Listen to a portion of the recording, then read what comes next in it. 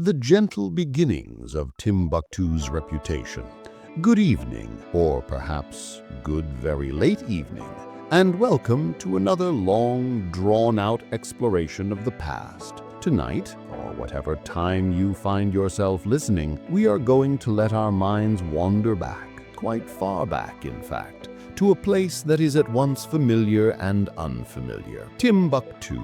Now, if you've ever heard that word used casually, you might recall it being spoken almost as a joke, as if Timbuktu were simply the name of a faraway, slightly mythical city, the kind of place one says when they mean at the edge of the earth. But Timbuktu is not a myth, not exactly, and certainly not just a punchline. It is a real city with a very quiet, though surprisingly durable history, one centered, for our purposes, around books, manuscripts, libraries, and the very slow accumulation of knowledge. Before we begin digging into the details, and we will be digging very slowly indeed, let me gently remind you that as you listen, you may start to feel your eyelids growing heavier. You may notice your thoughts drifting. That is perfectly fine. This is not a story of battles and explosions, but rather of paper, ink, and dust, all stacked carefully in quiet buildings over many centuries. If you find yourself nodding off, then I will take that as a compliment. So let us begin, not with the libraries themselves, but with something much more basic, the setting. Timbuktu is in modern-day Mali, in West Africa. The city sits near the south edge of the Sahara Desert, in a zone sometimes called the Sahel. This means that the city is neither fully desert nor fully savanna, but rather somewhere in between, a dry sort of in-between.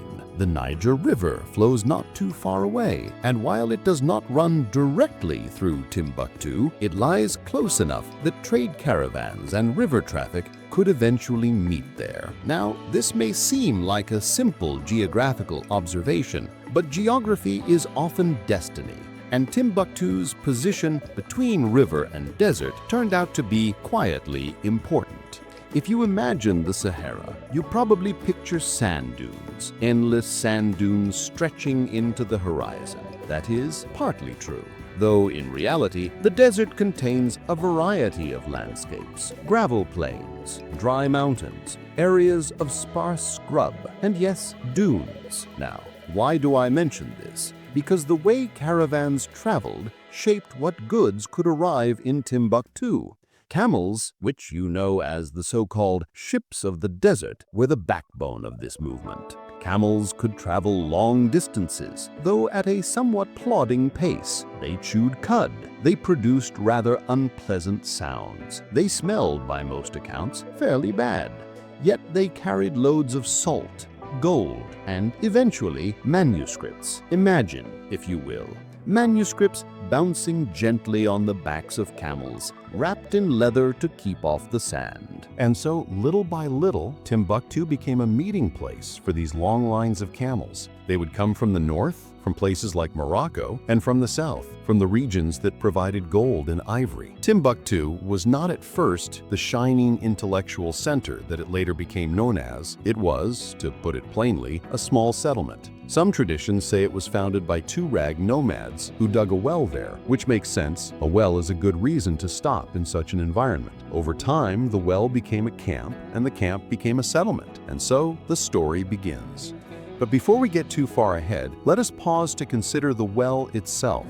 Wells in desert environments are not casual things. They must be dug carefully, lined with stones, and maintained. A poorly kept well collapses. A well cared for can last generations. I mention this because it is worth remembering that even the mighty intellectual life of Timbuktu, the great stacks of manuscripts and treatises, owed itself ultimately to something as simple as water management. Without water, there are no people. Without people, there are no books. So, in a very roundabout way, the libraries of Timbuktu rest upon a foundation of carefully dug and carefully maintained wells. Now, how do we measure the beginnings of a reputation? In Timbuktu's case, its early centuries were marked less by books and more by trade. Gold, salt, and slaves, these were the primary goods. Salt, in particular, was prized, and large slabs of it were cut from desert mines and transported on camelback. It is hard for us, surrounded as we are by salt shakers on every table, to imagine salt as a precious good. But in a hot climate, salt was life. Salt preserved food. Salt maintained health. A slab of salt could be worth its weight in gold, depending on the time and place. And so caravans loaded with salt passed through Timbuktu, sometimes staying, sometimes moving on. Traders camped, cooked meals, tended their camels, and slowly they left behind a certain reputation. Timbuktu was a place where goods could be exchanged, where information could be heard. It is here, in this atmosphere of trade, that knowledge also began to circulate. Traders did not carry only salt and gold. They also carried stories, ideas, and occasionally books. A book could be traded much like a piece of cloth, though of course it was treated with more reverence. In Islamic societies, books, especially religious texts, were highly valued, and Timbuktu, over time, attracted Muslim scholars, judges, and teachers. This, too, was a slow process, not the stuff of fireworks, but rather of steady accumulation. One man teaches a handful of students. A student, in time, becomes a teacher himself. Manuscripts are copied by hand. Each copy is slightly different, sometimes with marginal notes. In this way, a small trickle of learning becomes a stream. Now, as we are moving gently along this stream of history, let us take a little tangent about the manuscripts themselves. You may picture a manuscript as a large, bound book like those you see in libraries today. But in Timbuktu, manuscripts were often smaller, written on paper that came from far away, usually from North Africa, or even further from Europe. The paper itself was a precious import, carried along those same trade routes that bore salt and gold. Once in Timbuktu, the paper would be inscribed with ink made from local ingredients, such as gallnuts, gum arabic, and soot. The writing was done in Arabic script, sometimes very carefully, sometimes more casually. Margins might include little doodles, or perhaps notes about who owned the manuscript, or when it was copied. These tiny details, so easy to overlook, tell us something about the human side of learning. Imagine a student, tired from the desert heat, scribbling a small reminder to himself in the margin of a text on law or astronomy. That scribble survives for centuries, and here we are, pondering it. But let us not rush. Remember, we are not in a hurry. Timbuktu's rise was not a quick story, but a slow one, unfolding over centuries. In the 12th century, for instance, Timbuktu was still relatively small. It was not yet famous across the Muslim world, but by the 13th and 14th centuries, things began to shift.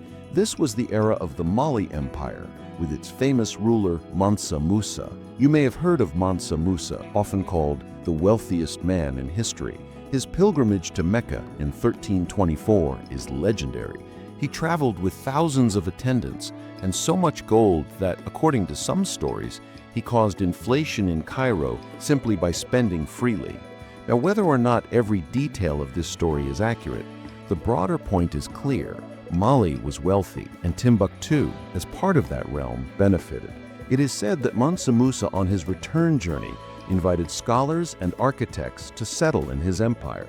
One of these was the Andalusian architect Abu Ishaq al-Sahili, who is credited with designing some of the mosques of Timbuktu, such as the Jingureber Mosque. This mosque, built of mud brick and wooden games, still stands today, though it requires regular maintenance, as all earthen structures do. If you close your eyes, you might imagine workers climbing the walls each year to plaster fresh mud, smoothing it with their hands, filling cracks, maintaining the structure against the rains.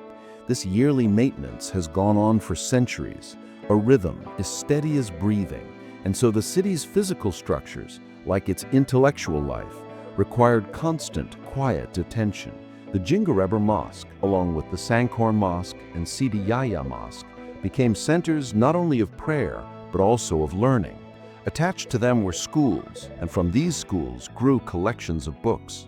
And here, at last, we can begin to see the earliest hints of what would later be called the Golden Libraries of Timbuktu. Students gathered under the hot sun, reciting lessons. Teachers explained points of law or theology. Manuscripts were copied and recopied, sometimes for use in class, sometimes as treasured possessions. Families began to build up private collections of books, passing them down from one generation to the next. In time, these family libraries became as important as the mosques themselves. At this point, it is worth pausing again, just to remind you that history, when looked at closely, is rarely about sudden explosions. It is more often about steady accumulation, a camel train here, a new mosque there, a few dozen manuscripts copied, a teacher instructing students under a shade tree. Each moment is small, even trivial, but together they form something enduring. And as you listen to this, you may notice that your own thoughts are accumulating, one after another, perhaps gently piling up like sand at the edge of the desert. If they drift into dreams, that is all right. But before dreams overtake you entirely, let us stretch this thought just a little further. The families of Timbuktu, especially the scholarly families, began to pride themselves on their libraries. Manuscripts covered a wide range of topics, not only religious law and theology, but also mathematics, astronomy, medicine, history, and poetry. Some texts were original compositions, written by scholars of Timbuktu themselves. Others were copies of works by famous thinkers from North Africa, Andalusia, or the Middle East. The act of copying itself was an act of devotion, of learning, and of preservation. A copied book was both a tool and a treasure. And so, over time, Timbuktu earned a reputation as a place where knowledge was kept safe. And that is, perhaps, the quiet beginning of Timbuktu's golden libraries. A well dug in the desert, a caravan stopping to water its camels, a slab of salt traded for some gold, a roll of imported paper unpacked, a student bending over the page, dipping his pen into ink and slowly forming letters. None of it dramatic, none of it loud, but all of it essential. As the centuries unfold, we will see Timbuktu's reputation grow, its libraries expand, and its manuscripts multiply. But here, in this first part of our long journey, we can rest in the knowledge that even the grandest intellectual traditions often begin with something as ordinary as a well in the sand. The Mali Empire and the expanding web of knowledge. Now that we have set down the quiet beginnings of Timbuktu, with its wells, its traders, and its early mosques, it is time to linger for a while on the Mali Empire itself, because without the empire, Timbuktu would likely have remained just another small trading post in the Sahel. And yet, with the empire, it grew into something much more.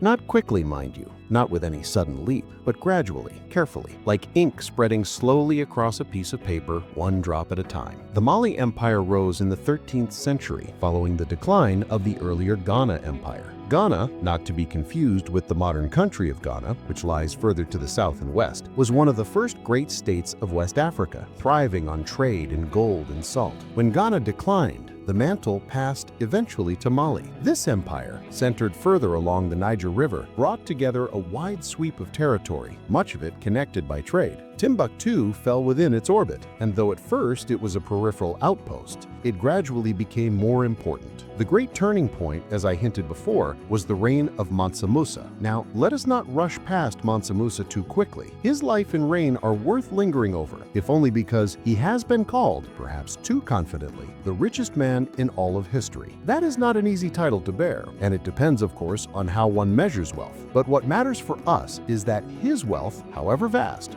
was bound up with trade and gold in turn passed through Timbuktu. When Musa made his famous pilgrimage to Mecca in 1324, he brought with him thousands of people. Contemporary accounts speak of a procession of attendants, guards, officials, and slaves. They also speak of camels loaded with gold. Now one can picture such a caravan stretching across the desert, camels swaying side to side, dust rising under their padded feet, servants carrying water skins, musicians perhaps playing to keep spirits high. It was not just a journey, it was a spectacle. In Cairo, the site of Musa's generosity, or extravagance depending on your view, was so remarkable that it entered the chronicles of the time. He gave away so much gold that the local market, they say, was destabilized. Prices shifted, merchants complained. Economists, had they existed in the modern sense, might have written long treatises on the matter. But beyond the gold, Musa's journey was also about prestige. To travel to Mecca to perform the Hajj was an act of devotion. To do so with such an entourage was a demonstration of power.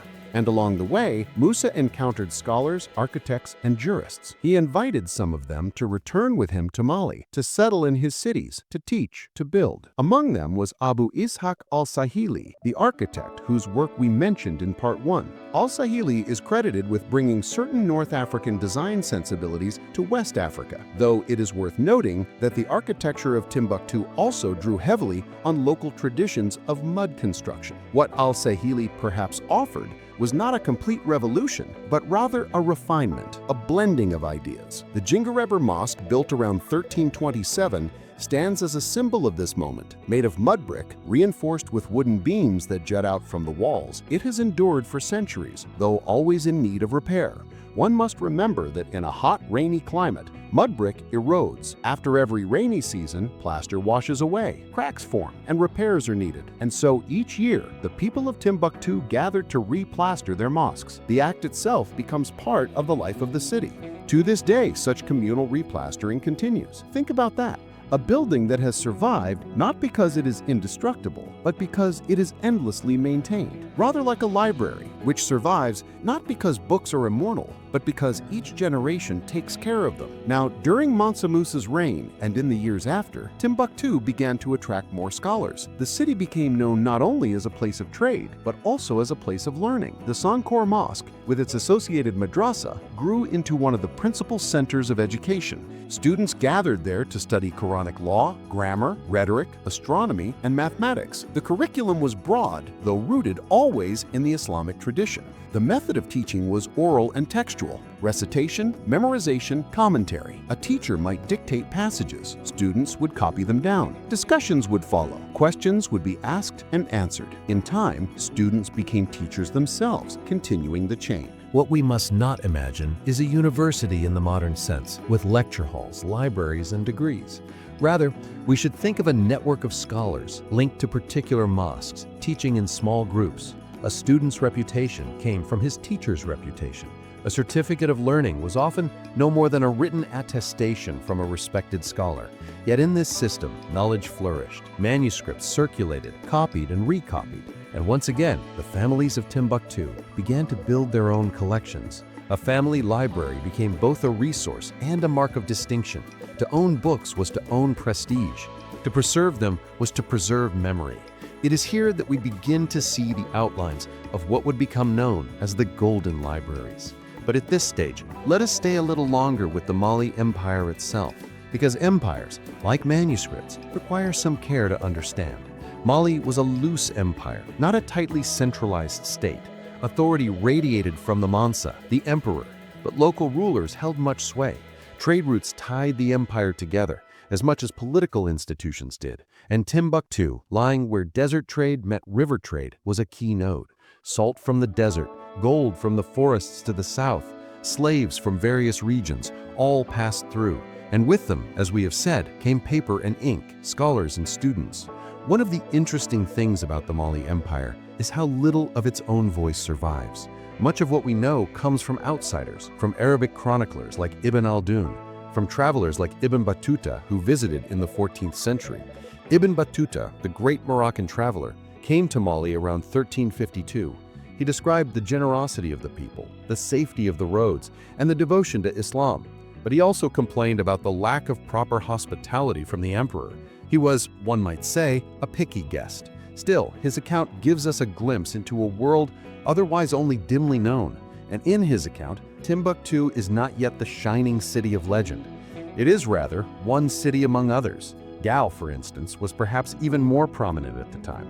But Timbuktu was there, quietly accumulating its reputation. And this is how reputations often form, not in a blaze, but in a slow blow. A scholar teaches a handful of students. Those students go elsewhere, and when asked where they studied, they mention Timbuktu.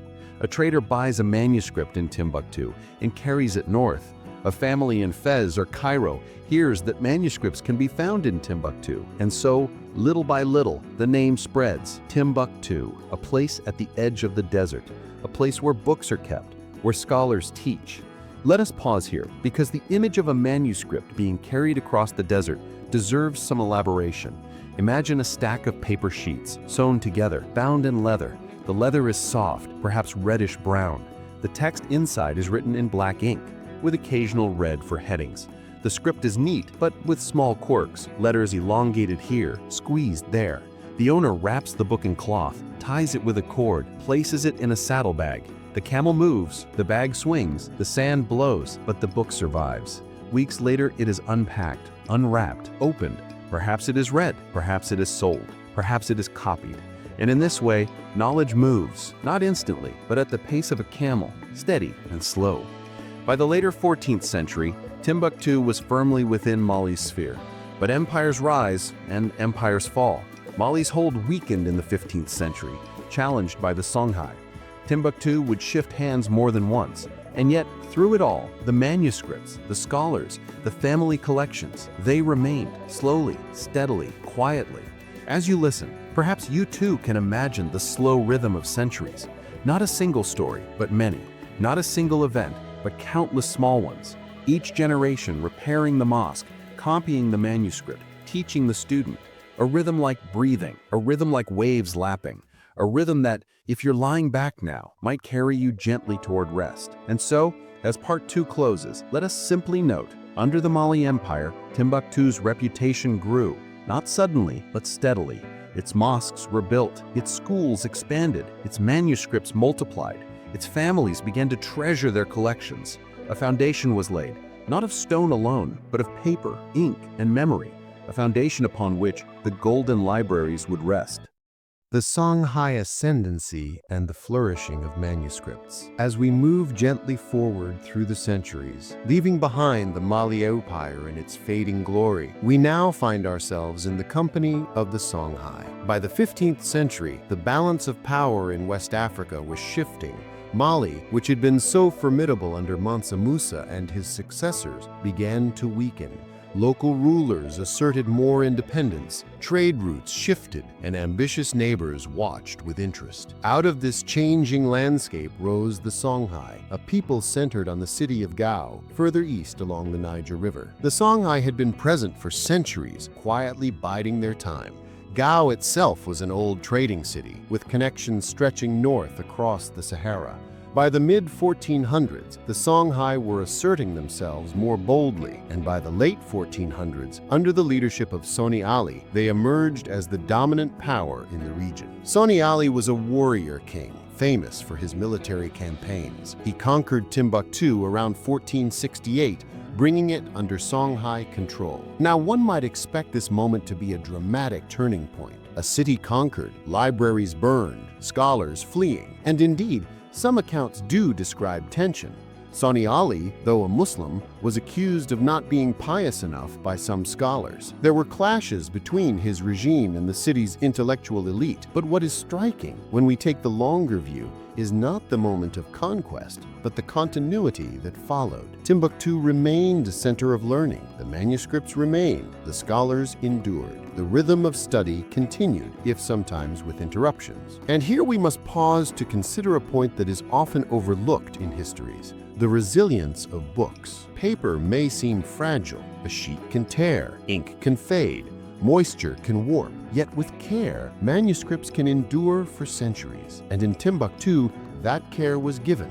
Families wrapped their books in leather, stored them in wooden chests, placed them in cool inner rooms. In a desert climate, where humidity was low, manuscripts could survive surprisingly well. So even amid political upheaval, the manuscripts endured. Soni Ali died in 1492, the very same year, incidentally, that Columbus sailed across the Atlantic. It is interesting, if only as a sleepy aside, to think that in the very year one set of journeys began across the ocean, another set of continuities carried on beside the Niger River. History, after all, is not a single story, but many parallel ones, often unnoticed. After Soni Ali died, his successor, Askia Muhammad, often called Askia the Great, took power. Askia was remembered more fondly by Timbuktu scholars, for he was seen as more orthodox, more committed to Islam. He reorganized the empire, expanded its administration, and sought to strengthen ties with the wider Muslim world. It was during his reign that Timbuktu truly flourished as a center of learning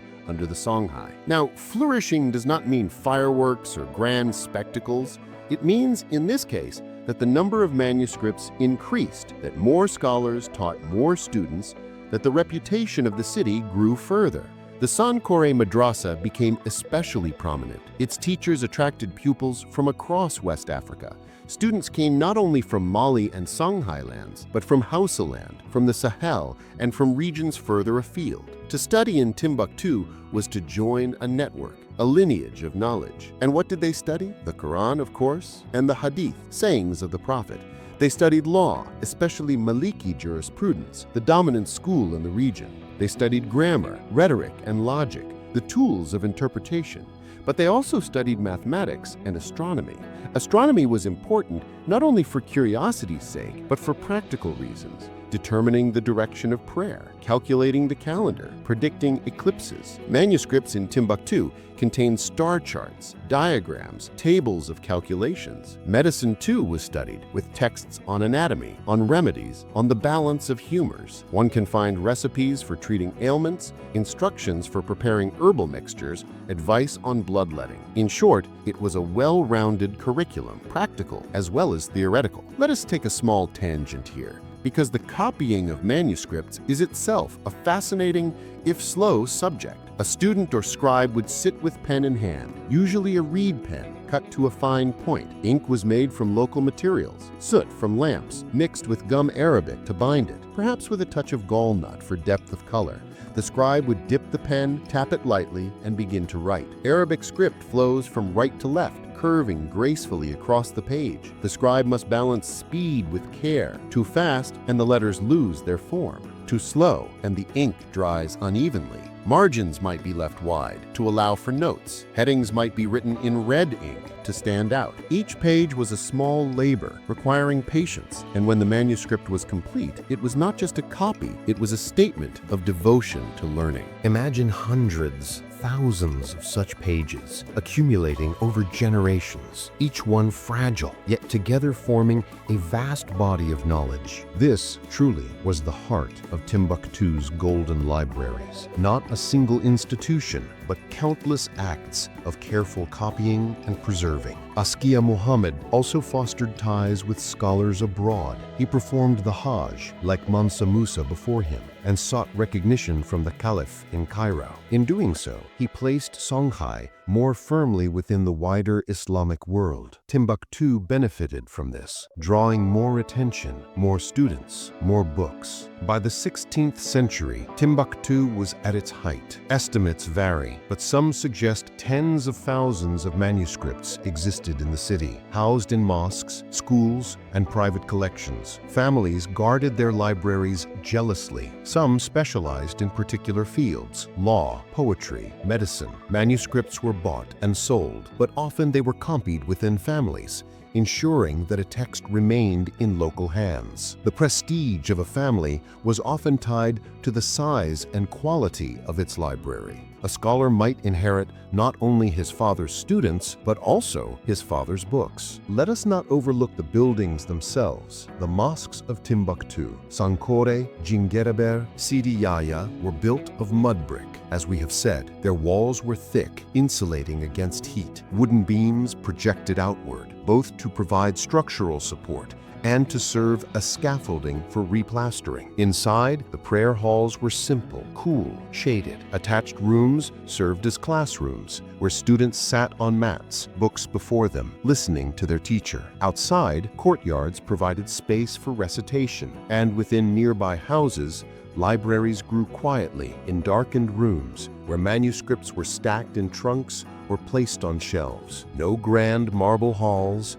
no towering shelves, just simple rooms filled with books. It is almost soothing to imagine the hot sun outside, the call of a muezzin from the minaret, the murmur of students reciting, the scratch of pens on paper, the smell of ink and leather. Life moved slowly, steadily. Manuscripts multiplied, knowledge deepened, and all the while, Timbuktu's name spread further across the Muslim world. As we rest here in the 16th century, at the height of Timbuktu's renown, it is worth pausing to remind ourselves, reputations grow slowly. Timbuktu was not built in a day, nor in a year, nor even in a century. It was built, quite literally, page by page, word by word, copy by copy. Each manuscript was a brick in the edifice of its fame. And like the mud brick mosques, that fame required constant care. Each generation had to keep copying, keep teaching, keep preserving. Without that, the whole structure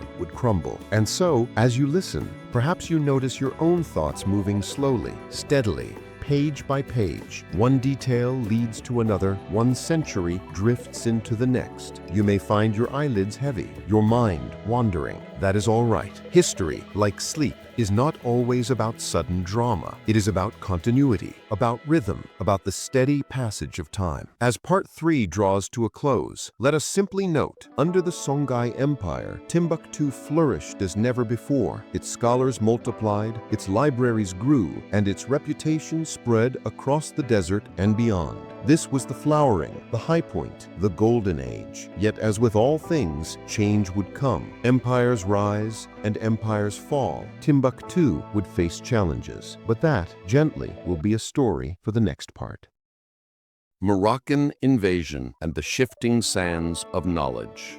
By the time we reach the later 16th century, Timbuktu is at its height. Its libraries are full, its scholars are respected, its reputation has spread far beyond the Sahara. But no golden age lasts forever. In the case of Timbuktu, the slow, steady flourishing of knowledge met, in 1591, the sudden intrusion of politics, war, and foreign armies. Yet, as you might expect by now, even here, the story does not rush. It unfolds slowly, with consequences that linger like dust settling after a sandstorm. The Songhai Empire, under whose protection Timbuktu had thrived, was by this time a vast state, stretching from the Atlantic coast in the west to what is now Niger in the east. But its size was also its weakness. Administration was difficult, communication slow, rivalries inevitable. To the north, across the desert, lay Morocco, ruled then by Ahmad al-Mansur, a sultan ambitious and keen to control the trans-Saharan trade. Gold, after all, flowed south of the desert, and salt flowed from the desert itself. Whomever controlled these flows stood to profit. Timbuktu, sitting at the crossroads, was a tempting prize. In 1591, Al-Mansur sent an expeditionary force southward. It was a small army by some measures, perhaps a few thousand men, but it had an advantage: firearms. The Moroccan forces carried arquebuses, early muskets, and cannons. The Songhai, though strong in cavalry and numbers, lacked this new technology. At the Battle of Tondibi, not far from Gao, the Songhai army was routed. Cattle, driven forward as a shield, scattered in panic at the sound of gunfire. The Songhai state crumbled, its emperor fleeing eastward. The Moroccans moved in, taking Gao, then Timbuktu. One might imagine that such a conquest would instantly transform Timbuktu, and in some ways it did. Moroccan governors were installed, soldiers occupied the city, taxes were levied, but in other ways, life went on. Scholars continued to teach, students continued to study, manuscripts continued to be copied. The rhythm, though disturbed, did not vanish. Still, the invasion left its mark. The Moroccans were primarily interested in wealth. They sought control over trade routes, and they demanded tribute.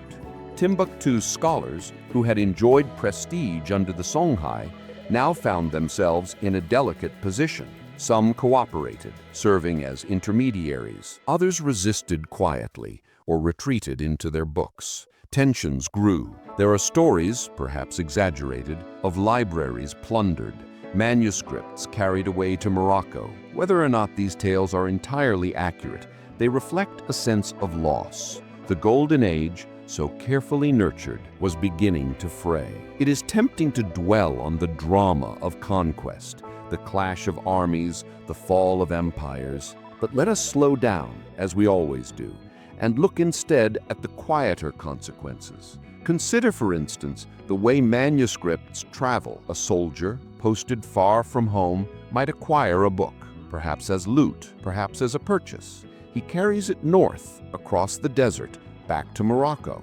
There, the manuscript enters a new library, a new collection. It is read by different eyes, interpreted in a different context. Knowledge shifts location, but it does not vanish. In this way, even invasion becomes another channel of transmission. Timbuktu's reputation, though wounded, continues to spread. Life under Moroccan rule was not easy. The garrison in Timbuktu was isolated, far from its homeland. Supplies were difficult to maintain across the desert. Soldiers often went unpaid, and they resorted to extracting resources from the local population. Resentment simmered. And yet, despite all this, the intellectual traditions of Timbuktu did not collapse. Scholars such as Ahmad Baba al-Timbukti, one of the city's most famous figures, continued their work. Ahmad Baba, born in 1556, lived through the Moroccan invasion. He was a jurist, a teacher, and a prolific writer. Captured by the Moroccans, he was taken to Marrakesh, where he lived in exile for many years. There he continued to write and to teach, producing works on law, biography, and theology. He longed for Timbuktu, and when he was finally allowed to return, he brought with him both bitterness and renewed commitment. His story illustrates the resilience of Timbuktu's scholars. Even in exile, even in captivity, the work of learning went on. Let us linger on Ahmad Baba for a moment, for his life is instructive. He wrote more than 40 works, though many are lost. His surviving texts include legal opinions, treatises on ethics, and collections of biographies of scholars. He was particularly concerned with defending the intellectual reputation of West Africa, arguing that its scholars were equal to those of North Africa and the Middle East. In doing so, he affirmed Timbuktu's place within the wider Islamic world. His library, by some accounts, contained thousands of volumes. When the Moroccans took him prisoner, much of his collection was confiscated. Imagine the sense of loss. Manuscripts gathered over a lifetime, inherited from ancestors, suddenly gone. And yet, the memory of those books, the knowledge they contained, continued to influence. Here we see again the paradox of Timbuktu's libraries, fragile and resilient at once. A manuscript can be burned, lost, or stolen, but so long as one copy survives, so long as one student remembers, the knowledge endures. And in Timbuktu, enough manuscripts survived, enough scholars persevered that the tradition did not die. The 17th century, under Moroccan rule, was a time of slow decline. The Songhai Empire was gone, and the Moroccans never fully replaced it with a stable administration. The garrison in Timbuktu became increasingly independent, more like a local dynasty than a foreign occupation. Trade declined, partly due to the disruption of routes, partly due to the rise of Atlantic trade along the coasts. Gold and slaves increasingly flowed toward European ships, bypassing the Sahara. Timbuktu, once so central, became more peripheral, and yet the manuscripts remained. Families continued to guard their libraries. Students still came, though in fewer numbers. Lessons were still recited in the shade of mosques. The rhythm slowed, but it did not stop. In some ways, the libraries became even more precious in this period, treasured as reminders of better days.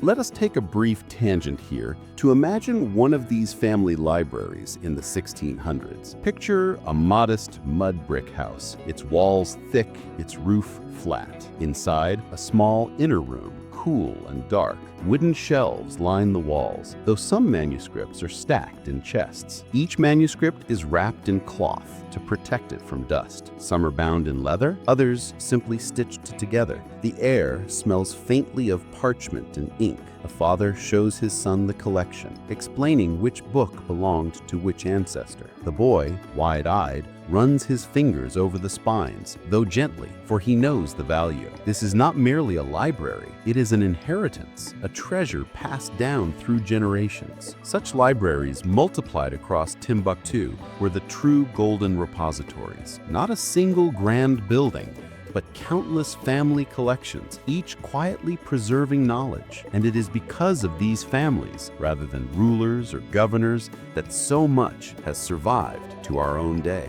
As we close part 4, let us reflect. The Moroccan invasion marked the end of Timbuktu's golden age in political terms. The Songhai Empire fell, the city's autonomy waned, trade declined. And yet, intellectually, the tradition endured. Manuscripts continued to be copied, stored, and read. Scholars like Ahmed Baba carried Timbuktu's reputation abroad. Families preserved their collections. The sands of power shifted, but the libraries, though shaken, stood firm. And as you listen, perhaps you feel that same slow endurance in yourself. The rhythm of centuries, the resilience of fragile things, the way knowledge survives even in exile. Let that thought carry you gently, like a camel swaying through the desert, into the next stretch of our long journey. The long quiet of the 17th and 18th centuries. When we last left Timbuktu, the Moroccan invasion had shaken the city's golden age. The Songhai Empire was gone, Moroccan governors lingered awkwardly, and trade had begun to decline. The 16th century had closed with noise and upheaval, but what came next was not so much dramatic collapse as something far more subtle, a long, quiet fading. The 17th and 18th centuries in Timbuktu were marked not by great battles or sudden catastrophes, but by a slow rearrangement of rhythms. If the 16th century was the age of grandeur and the invasion was the age of disruption, then the 2 centuries that followed were an age of silence, or at least of muffled sound. And yet silence does not mean nothing happened. Silence in history is often full. It is filled with the whispers of daily life, the soft turning of manuscript pages, the distant footsteps on sandy streets. In Timbuktu, even as trade shifted elsewhere and political importance waned, people lived, taught, copied, prayed, and remembered. And this too is history, though slower, gentler, and easier to overlook. Let us try then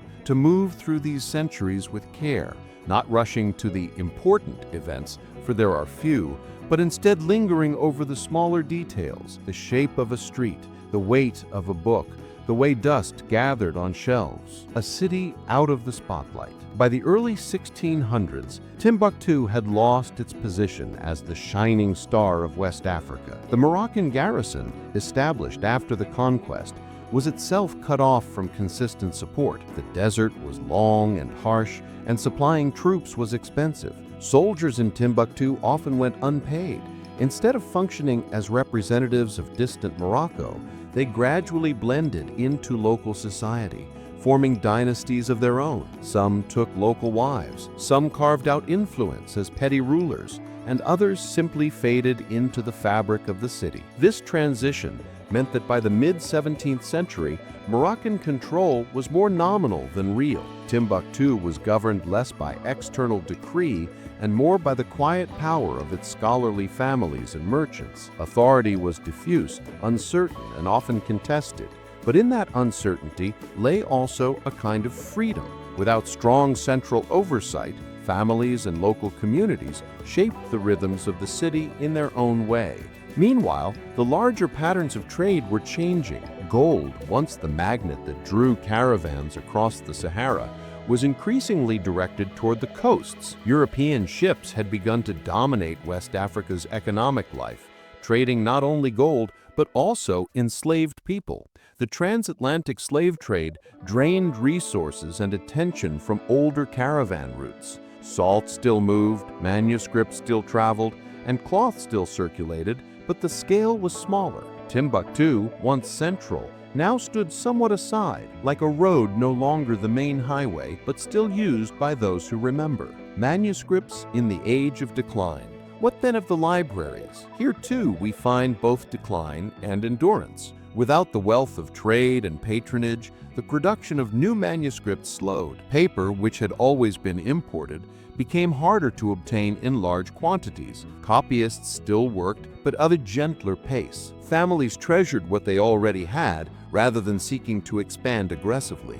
Imagine a household in the mid-17th century. The father, himself the grandson of a scholar from the Golden Age, keeps a small chest of manuscripts. He teaches his sons to read them carefully, to wrap them in cloth, to recite the words aloud so that the text lives not only on the page but also in memory. He cannot afford to commission new copies of every book he desires, but he ensures that those already in his possession are preserved. In this way, libraries became less about growth and more about guardianship.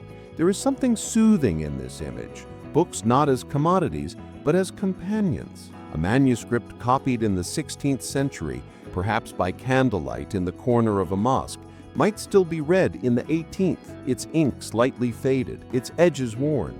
The words live on through careful hands. And as you picture that, you may feel yourself the gentle passage of time, as those centuries drift by as easily as minutes. The scholars who remained.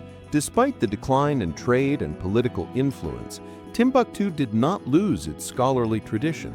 The 17th century saw the continued activity of figures such as Ahmed Baba's students and successors. They preserved the intellectual heritage, even if on a smaller scale. Teaching shifted more into family networks and private circles, instead of grand public debates that attracted travelers from across the Sahara.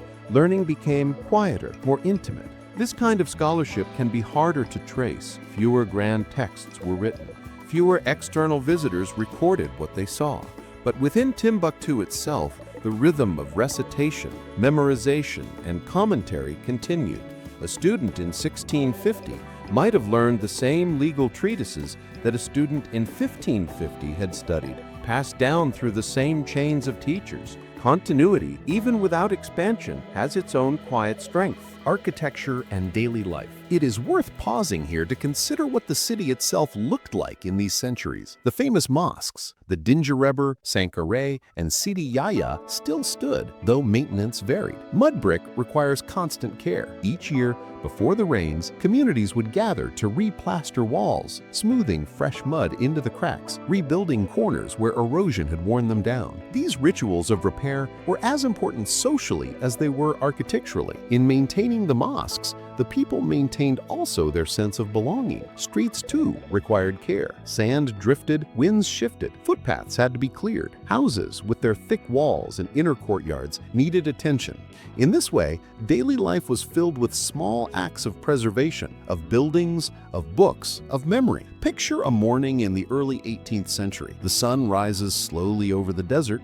A boy carries a water jar from the river. A woman prepares millet porridge. A man adjusts the matting on his roof to provide more shade. In a corner of a house, another man opens a chest, unwraps a manuscript, and begins to read aloud. None of these actions make the history books, but together they are the fabric of Timbuktu's endurance, the ebb of trade. We must return gently to the matter of trade, for it was always the lifeline of Timbuktu. By the 1700s, the caravans still came, but fewer and less regularly. Salt from Taudini continued to be hauled south, a trade so persistent that even centuries of political change could not disrupt it entirely. Slabs of salt, cut from the desert mines, were loaded onto camels who walked in long lines, their bells tinkling, their shadows stretching across the sand. Gold, however, now largely traveled westward, toward the coastal forts controlled by Europeans. The Atlantic had stolen the Sahara's thunder. The Portuguese, then the Dutch, then the French and English all had their footholds along the coast.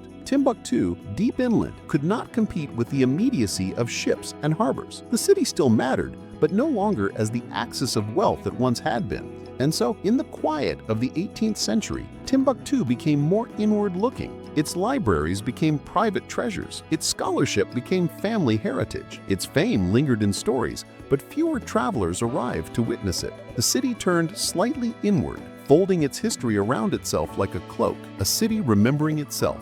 Perhaps the most important feature of this period is memory.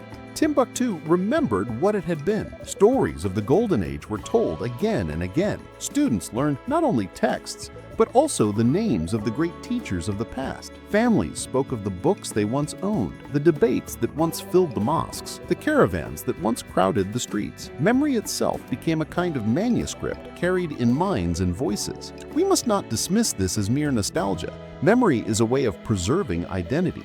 Even if the world no longer looked to Timbuktu as the center of wealth, Timbuktu looked inward and remembered itself as a city of knowledge, and that act of remembrance allowed it to endure through centuries of neglect, the slow drift toward change. As the 18th century came to a close, winds of change stirred again, not immediately in Timbuktu, but in the wider world. The Atlantic trade was expanding, European influence was deepening, and new powers were rising in West Africa. Timbuktu remained, still quiet, still inward, but soon new forces would arrive. Tuareg confederations, Fulani jihads, and eventually European explorers. The long silence was not permanent, but for 2 centuries it defined the city. A long pause between louder chapters, a gentle reflection. As you listen, perhaps you sense the rhythm of these centuries, the way they drift, not with sudden excitement, but with steady persistence. Timbuktu in the 1600s and 1700s was not the dazzling hub of the 1500s, but it was also not a ruin.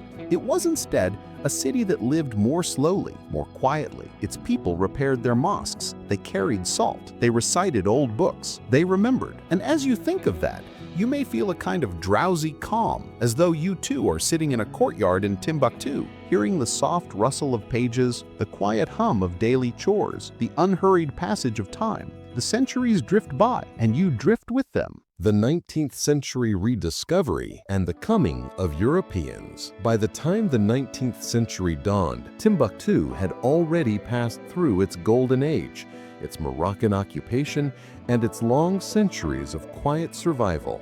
It was no longer the bustling hub of caravans and scholars that it had been in the 15th and 16th centuries. Instead, it lived quietly, somewhat forgotten by the wider world, known mostly in local memory and whispered reputation. But far beyond the desert, in Europe, Timbuktu still existed in the imagination, an idea more than a reality, a place of supposed riches and hidden knowledge. And so, in the 19th century, as Europeans expanded their explorations into Africa, Timbuktu re-entered the stage of world history, not as the city it once had been, but as the city Europeans dreamed it to be. The rediscovery of Timbuktu was less about Timbuktu itself and more about Europe's curiosity, ambition, and misunderstanding. The irony is that by the time explorers reached it, the city was a shadow of its legendary image. But still, that shadow contained life, libraries, and memory. The European myth of Timbuktu.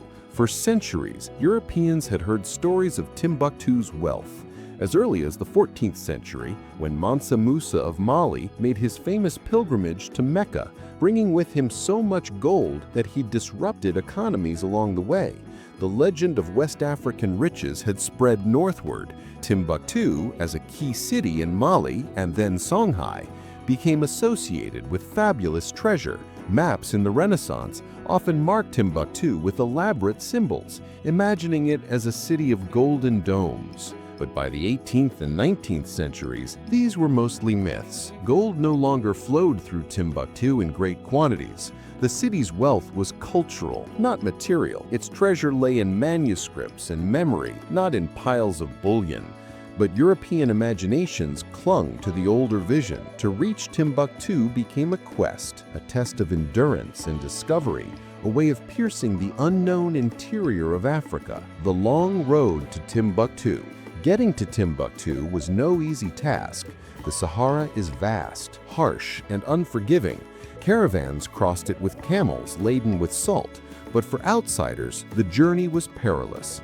European explorers who attempted it often did not return. Heat, thirst, disease, and suspicion from local populations all posed barriers. For Timbuktu was not a city open to strangers.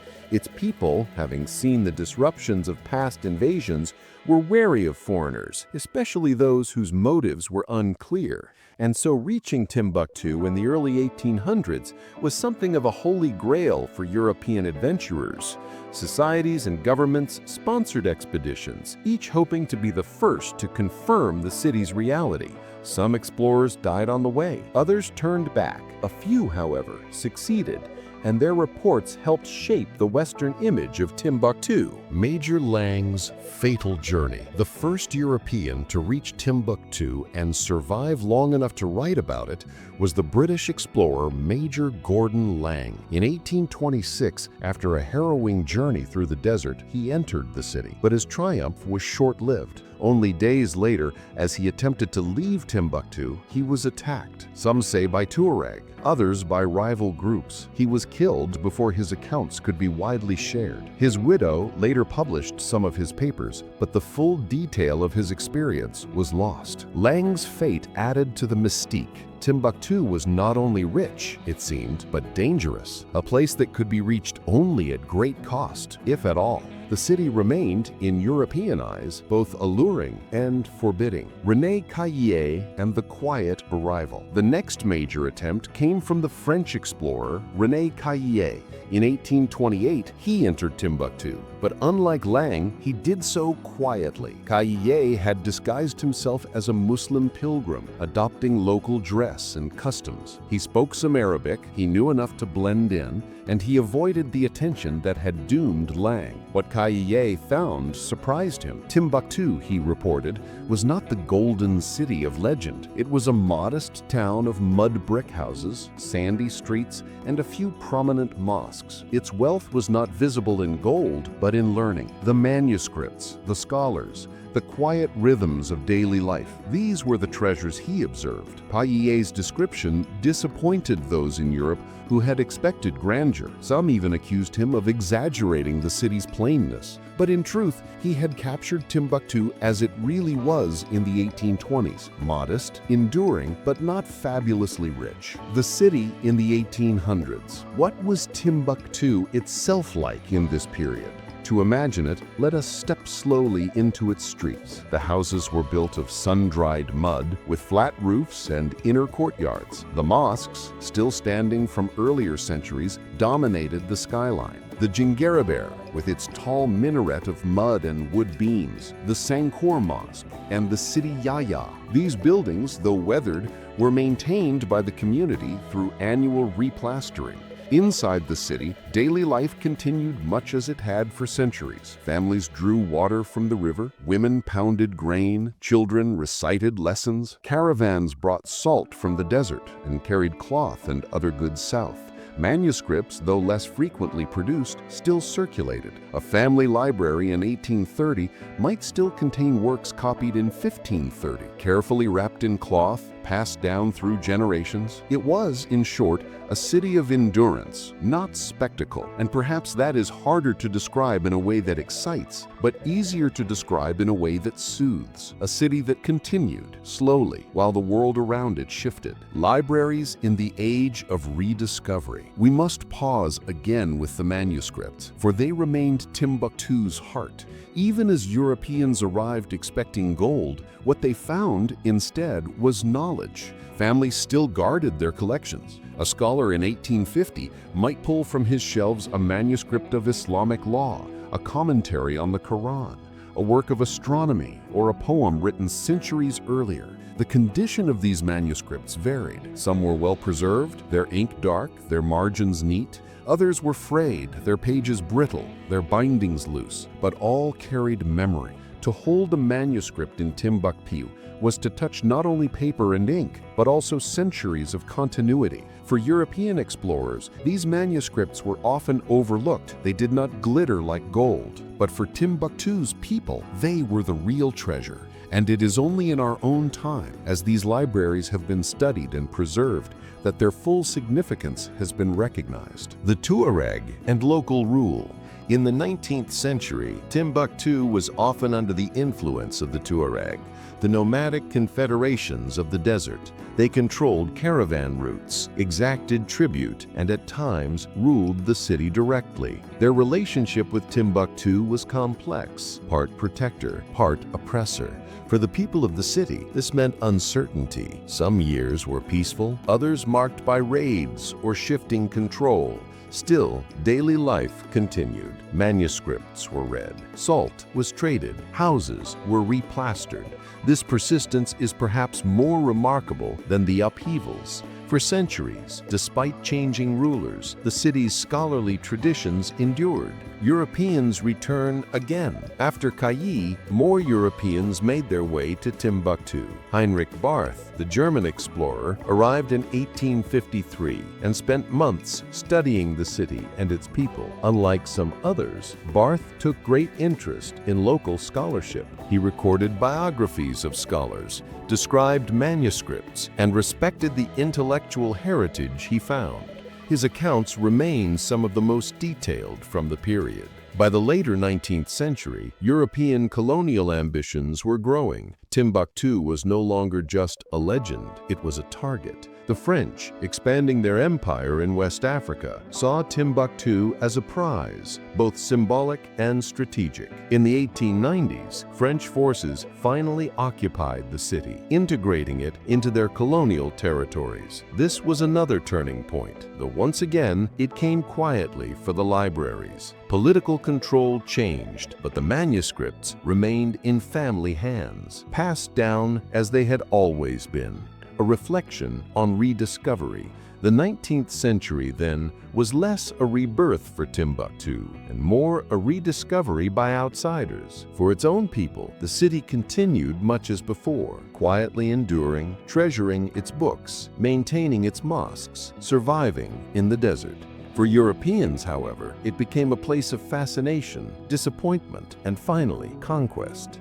There is a kind of irony here. Timbuktu's golden age was centuries past, yet it was in the 19th century that the wider world finally saw it, and what they saw was not gold, but mud, not wealth, but endurance, not grandeur, but quiet. And perhaps that is fitting, for Timbuktu was always more than legend. It was and is a city of memory, of manuscripts, of slow rhythms, a city that, even when misunderstood, carried on. Drifting toward sleep. As you reflect on this, you may notice how the story slows, how it drifts like sand across the desert floor. The explorers came and went, the legends rose and fell, and still the manuscripts waited in their cloth wrappings. Still the mosques were replastered each year. Still the people remembered. And as you listen, you may find your own breath slowing, your own mind settling, as though you too were sitting in the shade of Timbuktu's streets, hearing the soft recitation of lessons, feeling the timelessness of a city that endures quietly, century after century. Colonial Timbuktu and the libraries in the French era. When the 19th century gave way to the 20th, Timbuktu found itself caught once more in the web of larger powers. This time, it was not the Songhai or the Moroccans or the Tuareg who held sway, but the French.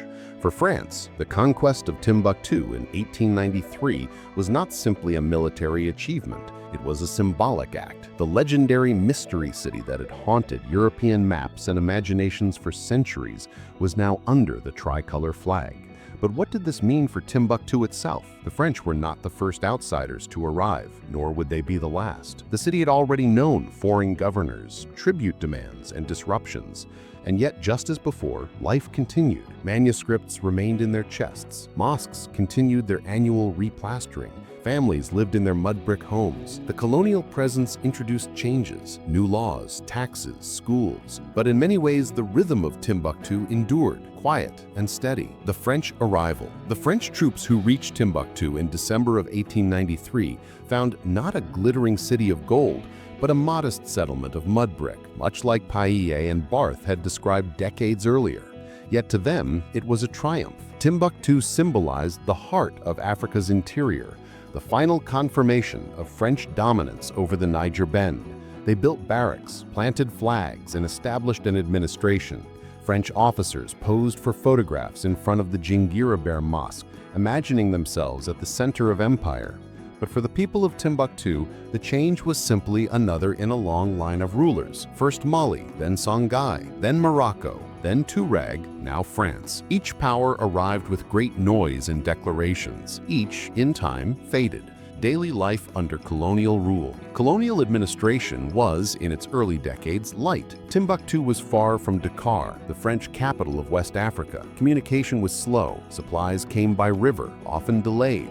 French officers relied heavily on local intermediaries, chiefs, clerks, interpreters to manage affairs. Taxes were imposed, sometimes in cash, sometimes in labor. New legal codes were introduced, though often adapted awkwardly to local realities. A French school was established, teaching in French rather than Arabic. Some families sent their sons, seeing opportunities. Others resisted, preferring the traditional Islamic education. And so two educational systems coexisted: the colonial school, with its French books and blackboards, and the family libraries, with their Arabic manuscripts and oral lessons. A boy in 1910 might learn French numbers in the morning and recite Quranic verses in the evening. The two worlds overlapped, but did not fully merge. The libraries in colonial times. One might wonder what happened to Timbuktu's famous manuscripts during the colonial period. The answer, as with so much in Timbuktu's history, is both continuity and change. The French were aware of the manuscripts. Scholars and administrators occasionally collected them, sometimes buying, sometimes borrowing, sometimes simply noting their existence. A few manuscripts were taken to libraries in Bamako, Dakar, or even Paris, but the vast majority remained in private hands. Families continued to guard their collections as they had for centuries. To own a library was not only a matter of knowledge, but of prestige. A manuscript was not just a book. It was a link to ancestors, a proof of lineage, a symbol of scholarly authority. Families were reluctant to part with them, even in the face of colonial curiosity. Thus, the manuscripts endured, tucked away in chests, wrapped in cloth, stored in corners of houses. They were not displayed, not advertised, not flaunted. They waited quietly, as they always had. French views of Timbuktu. For the French, Timbuktu was often more symbol than substance. Reports sent back to Paris emphasized its capture, its incorporation into the empire, its exotic allure. Photographs of its mosques circulated in colonial exhibitions. Timbuktu was presented as proof of France's civilizing mission, though little effort was made to transform the city itself.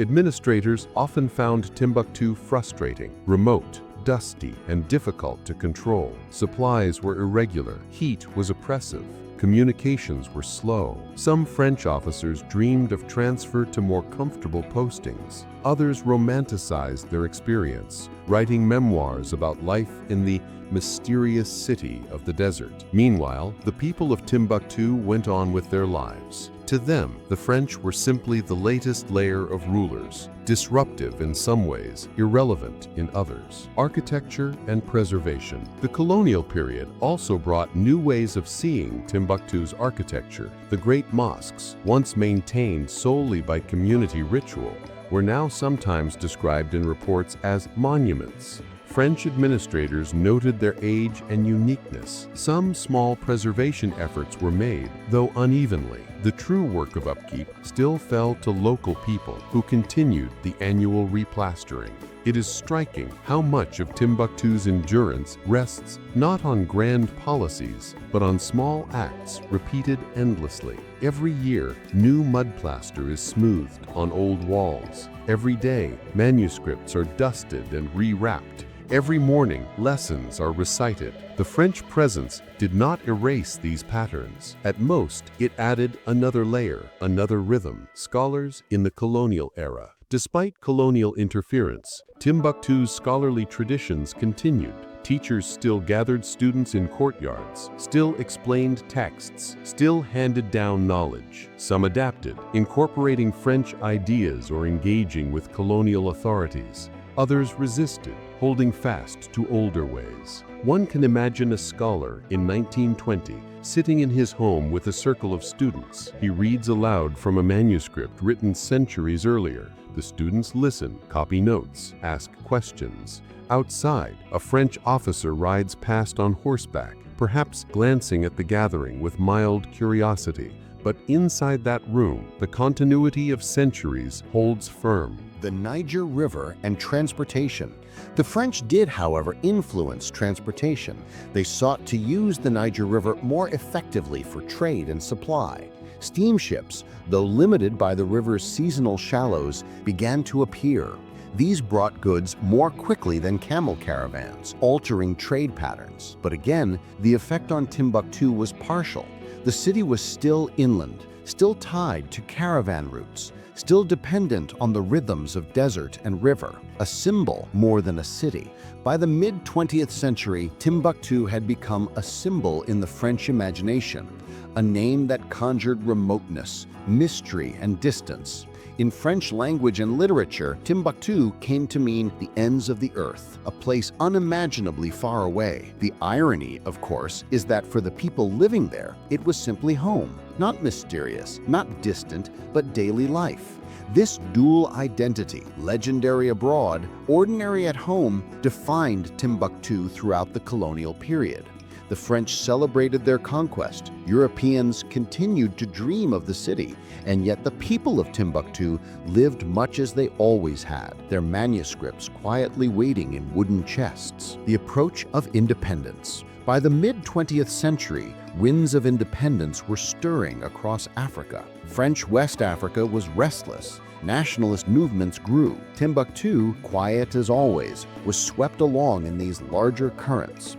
In 1960, Mali gained independence, and Timbuktu became part of the new nation. For the libraries, this was another transition, though once again not a sudden one. Manuscripts still lay in family hands. The city's prestige as a center of learning endured, even if muted. The colonial period had not destroyed Timbuktu's traditions. It had simply layered them with new complexities. A long, gentle reflection. And so, what do we make of Timbuktu in the French colonial era? It was at once a prize and a backwater, a legend and a modest town. To the French, it was symbolic, a feather in the cap of empire. To its own people, it was continuity, memory, manuscripts, mosques, daily chores, and the slow rhythms of desert life. Perhaps the most remarkable thing is not what changed, but what did not. Families still guarded their books. Scholars still taught. The great mosques still stood. The desert winds still blew. And as you think on this, perhaps you too feel the slow endurance. Empires rise and fall. Flags change. Rulers come and go. But the daily acts of life, the turning of a page, the smoothing of mud on a wall, the reciting of a verse continue. Let that thought settle softly, like dust on a manuscript, as we prepare to move into the next part of our long story, Timbuktu in the Age of Independence, when the world around it changed once again.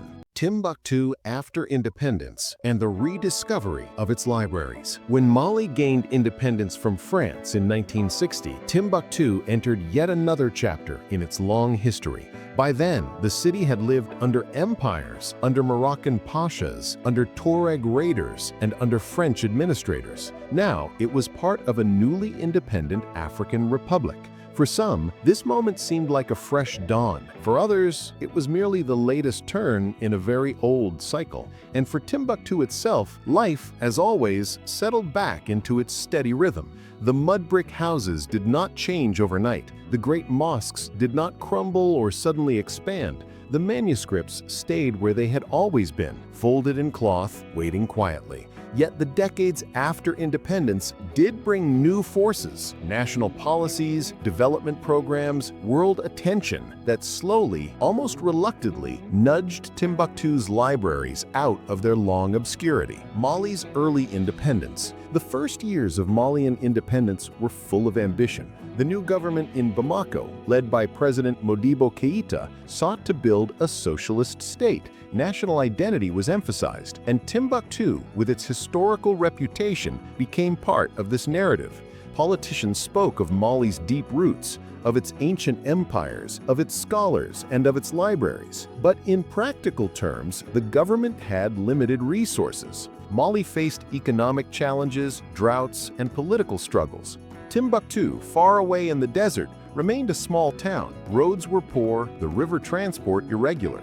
The state's presence was mainly felt in the form of officials, teachers, and occasional projects. Yet symbolically, Timbuktu began to matter again. It was no longer just a sleepy desert town. It was presented as a jewel of African heritage, a reminder that Mali's history reached back centuries before colonialism. The libraries in the 1960s and 1970s. During these years, the manuscripts of Timbuktu remained mostly hidden.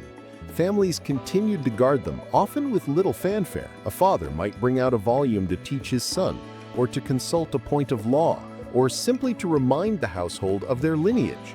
Most of the world had no idea just how many manuscripts still existed. There were rumors, of course. Scholars from outside Mali had long heard whispers of private collections. Some came to Timbuktu and saw a handful of texts, but the idea that tens of thousands, perhaps even hundreds of thousands of manuscripts were quietly preserved in people's homes was not widely known.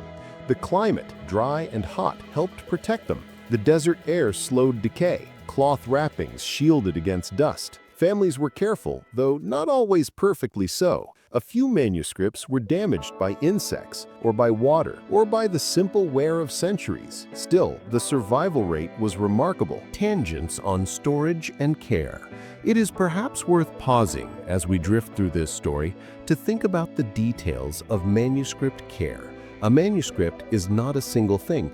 It is paper, ink, leather binding, sometimes wooden boards. Each part reacts differently to time. The ink might fade while the paper remains strong, or the leather might crack while the pages inside stay supple.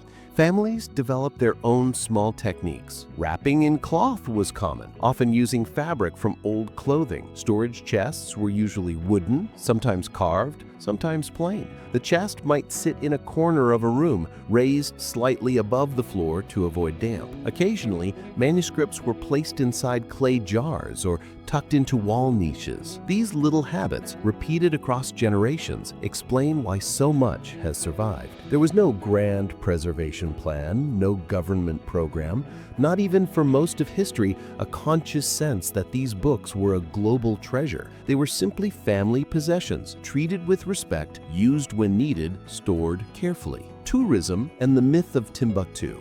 By the 1970s, Timbuktu began to appear more often in the world's imagination. Tourists, mostly Europeans, came seeking the legendary city. They arrived by riverboat or small plane, eager to see the fabled place. And what they found was a quiet town of sand-colored houses, 3 large mosques, and a sense of remoteness. Guides would show them the Jingerbur Mosque, the Sankor Mosque, and the Sidi Yahya Mosque. They would hear stories of the old days, of caravans and scholars. Occasionally, if a visitor had the right connections, a family might discreetly show a manuscript or two. This glimpse, often just a small book on a mat, was enough to spark fascination. Thus, slowly whispers spread. Timbuktu, it seemed, was not just myth. Its manuscripts were real.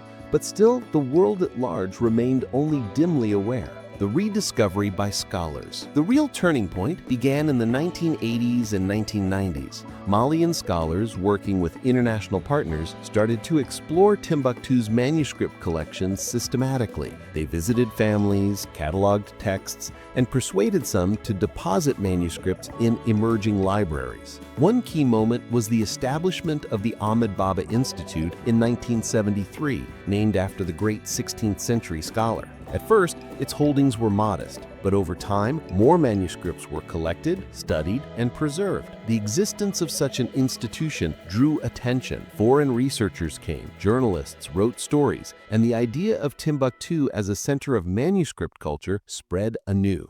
It is striking to realize that for centuries, Timbuktu's people had lived with these books as part of everyday life, while the outside world treated them as a revelation. What was ordinary at home became extraordinary abroad. Tangent, counting the manuscripts. Numbers are always slippery in Timbuktu's story. Early reports spoke of hundreds of thousands of manuscripts. Later surveys were more cautious, but still impressive. Some families might own a few dozen texts, Others, especially prominent scholarly lineages, might have thousands. Counting was complicated by definition. Should a single page count as a manuscript? Should fragments be tallied? What about copies of common texts? Depending on how one defined it, the total number of manuscripts in Timbuktu could swing widely, but even conservative estimates placed it in the tens of thousands. And so the rediscovery was not just about numbers, but about variety. Manuscripts covered theology, law, astronomy, medicine, poetry, mathematics, history, and more. Some were plain, others beautifully illuminated. Many were in Arabic, but some in local languages using Arabic script. The range was as impressive as the volume. Timbuktu in the global imagination. By the late 19th century, Timbuktu's libraries had become part of a global story. Journalists wrote of the lost libraries of Timbuktu. Documentaries were filmed. Scholars emphasized that Africa had a deep written tradition, countering old stereotypes of a purely oral continent. This rediscovery was more than academic. It touched on identity, pride, and politics. For Mali, Timbuktu's manuscripts were proof of a rich heritage. For Africans, more broadly, they challenged colonial narratives. For outsiders, they offered a romantic image of hidden treasure in the desert. Daily life in the 1980s and 1990s. And yet, through all this attention, Timbuktu itself remained quiet. Life in the town went on in its slow way. Families fetched water, tended goats, plastered walls, taught children. Electricity was limited, roads still rough, the desert winds still blew. The manuscripts, whether in homes or in libraries, sat in the same silence as always. It is a useful reminder that the great rediscovery of Timbuktu's manuscripts was not a sudden event for the people of Timbuktu themselves. They had never lost the manuscripts. It was the world that was rediscovering them. For the families, the texts had always been there, as familiar as the walls of their houses, a soft reflection. As we drift toward the end of this part, let us pause. Independence came. The colonial rulers left. A new nation was born. Development projects arrived, sometimes useful, sometimes fleeting. Tourists wandered in, scholars cataloged, journalists wrote. Through it all, Timbuktu itself continued in its calm, sandy rhythm. The manuscripts, folded in cloth, carried through centuries of empires and administrations, now began to surface into global awareness. Yet they did so quietly, without fanfare. No bells rang, no great announcement sounded. They simply emerged. One chest opened, one volume unwrapped, one scholar taking note. And so, Timbuktu after independence was not a story of sudden transformation, but of gradual unveiling. What had always been there slowly came into view. A gentle transition. As you listen, perhaps you notice your own breathing slowing. The story moves gently like the flow of the Niger River at low season. Nothing rushes, nothing insists. Timbuktu has waited centuries to be noticed. It can wait a little longer. And in the next part, we will drift forward once again into the 21st century when Timbuktu's manuscripts faced new challenges and new rescues in a world of global headlines and local struggles. The libraries in the 21st century, crisis and rescue. As the 21st century dawned, Timbuktu entered a period unlike any other in its long history. For centuries, the city had endured empires, invasions, colonization, neglect, and quiet obscurity. Its manuscripts had survived Moroccan armies, Tuareg raids, French administrators, and the shifting sands of the desert. Now, however, new challenges appeared, sudden and unexpected, reflecting the turbulence of the modern world. And yet, even in crisis, Timbuktu's story is not simply one of disaster. It is also a story of careful hands, slow planning, and the quiet persistence of those who value knowledge above immediate spectacle. In this part, we move deliberately through the early 2000s and 2010s, exploring the threats, the preservation efforts, and the enduring rhythm of the city itself. The threats appear, Timbuktu's remote location, once a blessing, became both advantage and vulnerability. In 2012, amid political turmoil in northern Mali, armed groups moved into the region. The city's treasures, its manuscripts, its mosques, its centuries of history suddenly faced immediate danger. Reports spoke of libraries being threatened, manuscripts burned or looted, and the city's historic sites under risk. For those who had long cared for the manuscripts, this was terrifying. Families had maintained them quietly for generations. Scholars had cataloged, documented, and studied them. Now, however, the very existence of these fragile texts was imperiled. The desert winds that had once preserved them could not protect against bullets, fire, or deliberate destruction. The evacuation of manuscripts. What followed was, in many ways, a remarkable act of calm courage. Librarians, families, and scholars worked together to move tens of thousands of manuscripts out of Timbuktu. They packed the fragile texts into metal boxes, wrapped them carefully, and transported them secretly to safer locations. Camels, vehicles, and even backpacks were used. It was not a single dramatic event, but a long, careful process. Manuscripts were numbered, wrapped, loaded, and checked again. Each book required attention.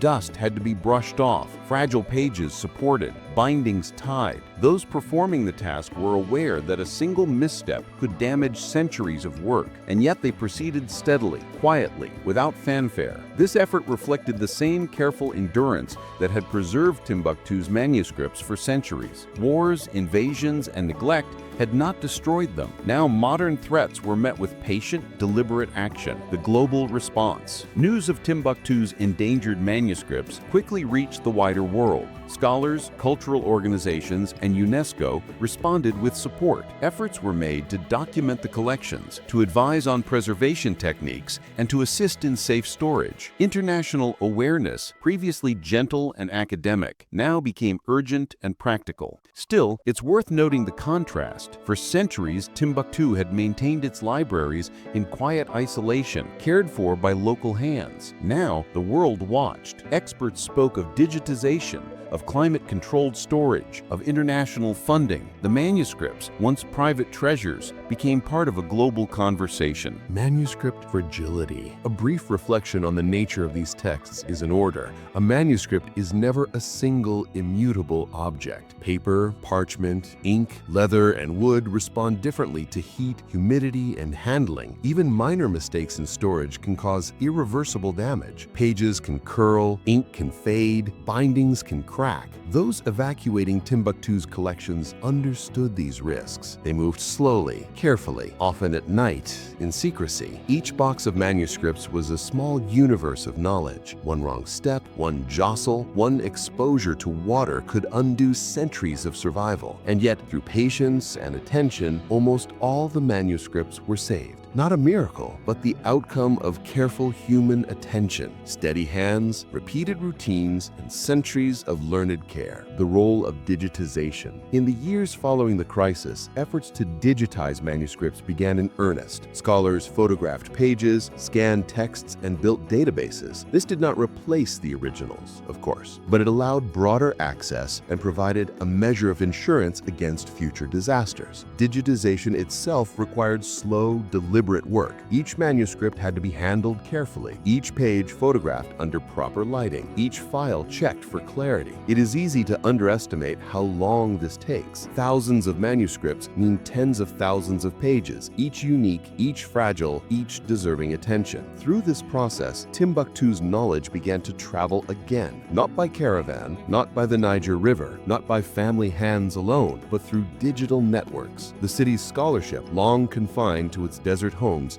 became accessible worldwide. Meanwhile, the manuscripts that remained in Timbuktu required special care. The desert climate, while dry and protective in some ways, also posed challenges: sudden rains, wind-blown sand, and fluctuating temperatures. Preservation required storage in secure, stable conditions with careful monitoring of moisture and temperature. It is a slow, steady process requiring patience, repetition, and meticulous attention to detail. Librarians and families continued to wrap and rewrap manuscripts, store them in safe locations, and monitor their condition. These daily acts are the modern equivalent of centuries-old routines, small gestures that accumulate into survival. A tangent on knowledge transmission. Even in times of crisis, teaching continued. Scholars in Timbuktu continued to instruct students in reading and interpretation, sometimes using the digitized copies, sometimes using the originals. Knowledge, like the manuscripts, persisted through human care. Think of a student in 2013 learning about jurisprudence or astronomy from a manuscript originally copied in the 16th century. The page is yellowed, the edges worn, the scholar points to a margin note. The student copies it carefully. Outside, the desert stretches silent and unchanging. Within the room, centuries of knowledge continue, patiently, quietly. International recognition. By the 2010s, the world had come to recognize Timbuktu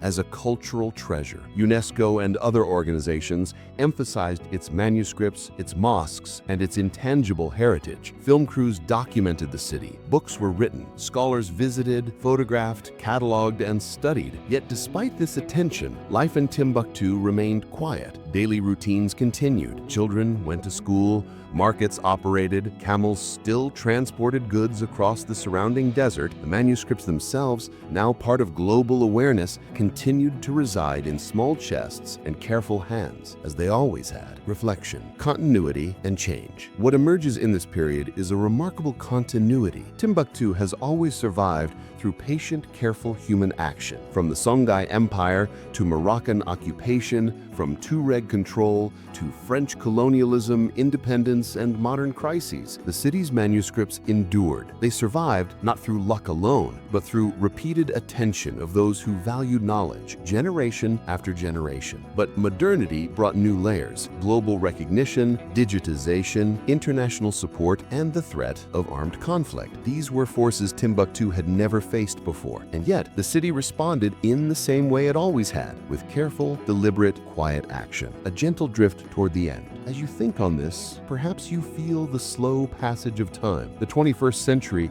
with all its noise and urgency, has arrived at Timbuktu, but the city moves at its own pace. The manuscripts wait patiently. The mosques still require annual replastering. Families continue daily routines. The story of Timbuktu is not one of sudden brilliance or dramatic collapse. It is a story of endurance. And as we prepare for our final part, we can reflect on this, that history is sometimes measured not by the loud events, but by the quiet persistence of human care, the patient preservation of knowledge, and the slow rhythms of ordinary life.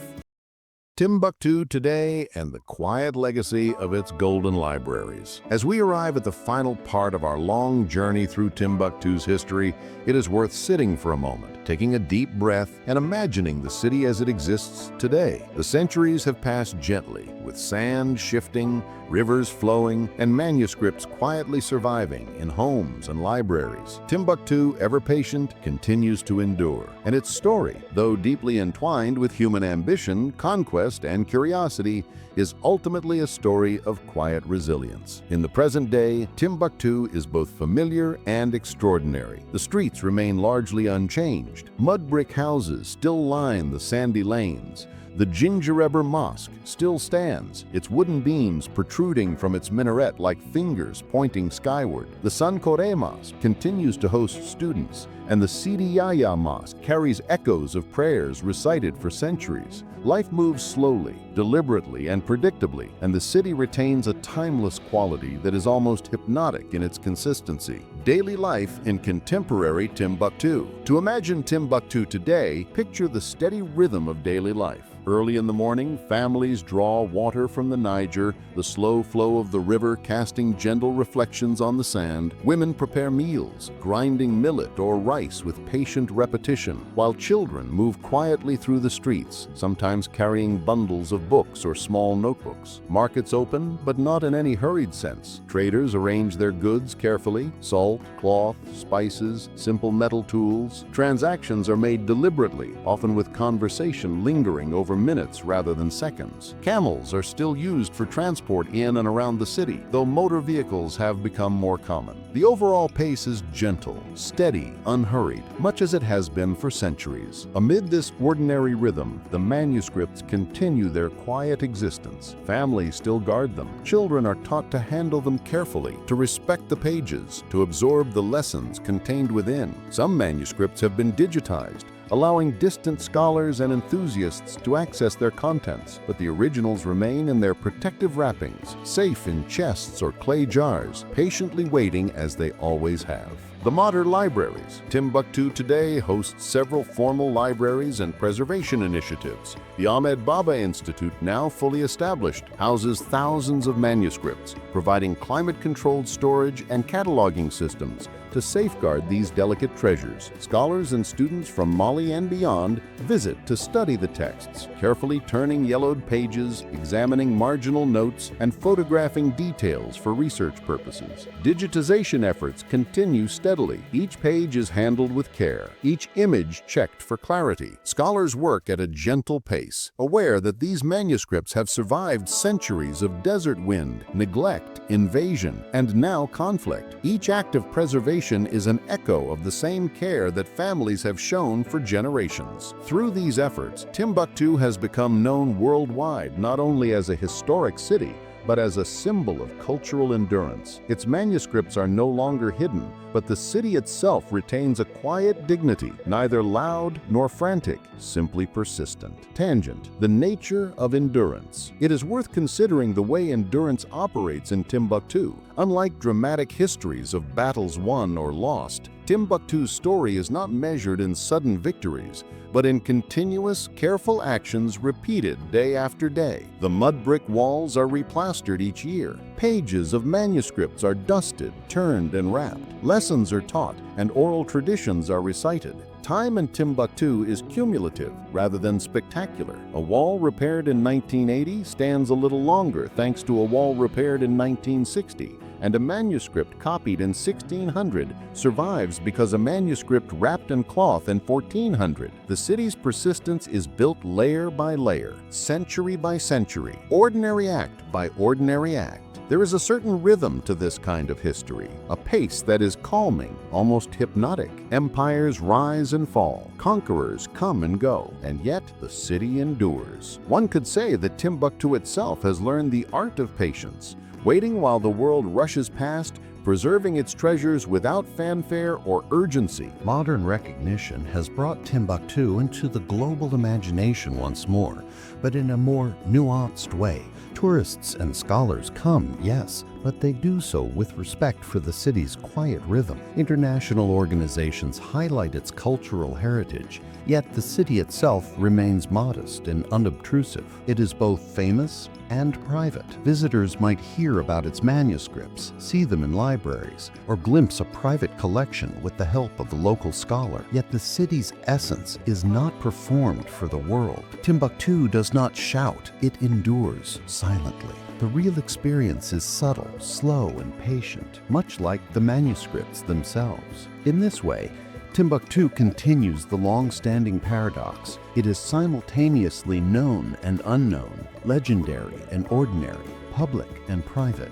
Its golden libraries are celebrated worldwide, but only those who are willing to move slowly, to observe carefully, and to respect centuries of careful practice can truly grasp their significance. Reflections on time and memory. As you listen, consider the nature of memory. The manuscripts of Timbuktu are not only texts, they are memory incarnate. Each page carries the knowledge of generations, the interpretations of scholars long gone, the careful handwriting of scribes whose names may never be known. Memory in Timbuktu is layered. The city itself is a living record of human persistence. The streets, the mosques, the river, and the desert all testified to centuries of endurance. Modern challenges, political upheaval, climate, war, are met with the same slow, deliberate care that has always characterized the city. This is perhaps why Timbuktu is so captivating, so soothing. It reminds us that time can be gentle, knowledge can persist quietly. Civilization does not always need to roar. Sometimes it simply endures. In this way, Timbuktu continues the long-standing paradox. It is simultaneously known and unknown, legendary and ordinary, public and private. Its golden libraries are celebrated worldwide, but only those who are willing to move slowly, to observe carefully, and to respect centuries of careful practice can truly grasp their significance. The future of Timbuktu. Looking ahead, Timbuktu's manuscripts will continue to be both vulnerable and resilient. Preservation efforts will proceed slowly, deliberately, with careful hands documenting each page, safeguarding each collection, and training new generations to respect the past. The city itself will likely continue its measured rhythm. Development will come, roads may improve, technology may penetrate further, and more visitors will arrive. Yet the essence of Timbuktu, the quiet endurance, the careful stewardship of knowledge, the rhythm of daily life, will likely persist. It is built not on spectacle, but on patient repetition, a fact that has allowed the city to survive for centuries in the desert. In this sense, Timbuktu is timeless. It does not rush to meet the present, nor does it cling desperately to the past. It simply exists, and in doing so, preserves what matters most: knowledge, memory, and continuity, a final drift toward calm. As we conclude this long journey, imagine sitting in one of Timbuktu's quiet courtyards. The sun is soft, the sand warm. A scholar carefully opens a manuscript, dusting each page. Children play nearby, their laughter muted by distance. The Niger flows gently, carrying water past the city. The centuries compress in this moment. All the explorers, scholars, rulers, and ordinary residents converge in a slow rhythm. The manuscripts wait, as they always have. The mosques stand, as they always have. The city endures, as it always has. And as you listen, perhaps you too feel a similar stillness settling over your own thoughts. The long story of Timbuktu, its rise, its rediscovery, its endurance, has unfolded slowly, gently, patiently. You may notice your breath slowing, your mind quieting, your body relaxing, as though you too are part of the city's rhythm, sitting among the manuscripts, listening to centuries pass in silence. Timbuktu, the legendary city of golden knowledge, reminds us that history is not always spectacular. Sometimes it is simply patient. Sometimes it is quiet. Sometimes it endures. And in that enduring quiet, perhaps we all find a kind of soft, gentle rest.